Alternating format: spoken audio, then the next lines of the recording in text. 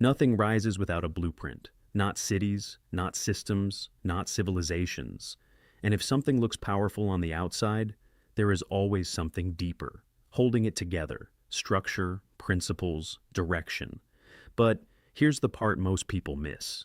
Islamic civilization didn't rise because of wealth, or geography, or luck. It rose because it had a blueprint, clear, uncompromising, and lived, not just believed, because ideas alone don't build anything. Execution does. And this blueprint, it wasn't written by philosophers or politicians. It was revealed. And that changed everything. Because when your foundation is divine, your standards don't shift with trends. They stay firm. And that's exactly what created strength. The first part of the blueprint was identity. Not cultural identity, not tribal identity. Purpose-driven identity. Who are you? Why are you here? What are you accountable for?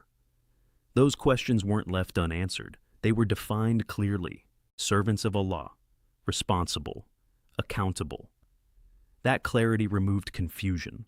Because when you know who you are, your decisions become easier, your direction becomes sharper, and your focus becomes unbreakable. The second part was discipline. Not occasional effort, consistency. Daily structure, prayer, time management, self-control. These weren't optional habits. They were non-negotiable systems. Because discipline creates stability, and stability creates progress. Without discipline, nothing lasts, no matter how strong it looks in the beginning. The third part was knowledge, not as information, as responsibility. Seeking knowledge wasn't a choice, it was an obligation.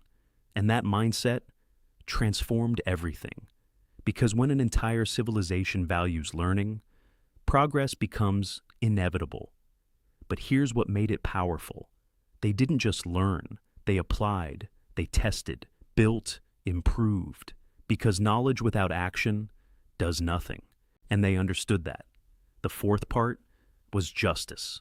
Not selective, not conditional, consistent, across people, across situations. Because justice builds trust, and trust holds societies together. Without it, everything fractures, no matter how advanced it looks. The fifth part was unity.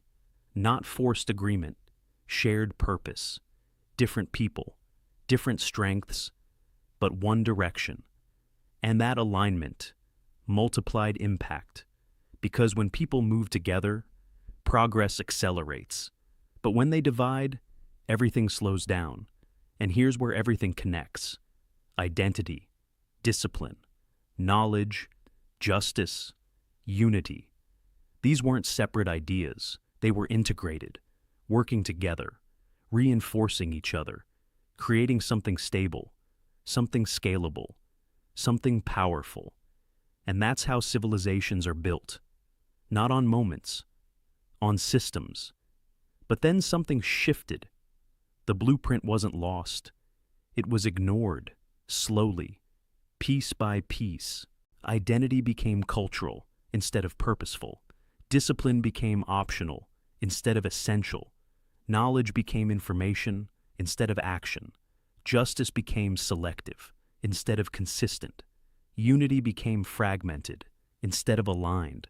And when the blueprint weakens, the structure follows. Because you can't maintain strength without maintaining what created it. But here's the reality most people overlook. The blueprint still exists, unchanged, accessible, clear. So the issue isn't absence, it's application. Because knowing the blueprint doesn't build anything. Living it does. So now the question is, where do you start?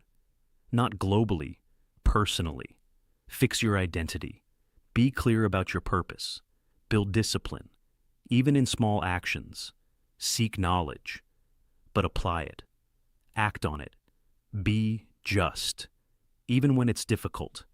And contribute to unity. Even when you disagree. Because civilizations don't rise overnight. They rise when individuals align with principles, consistently, over time. And that process is still possible, but only if you stop admiring the blueprint and start living it.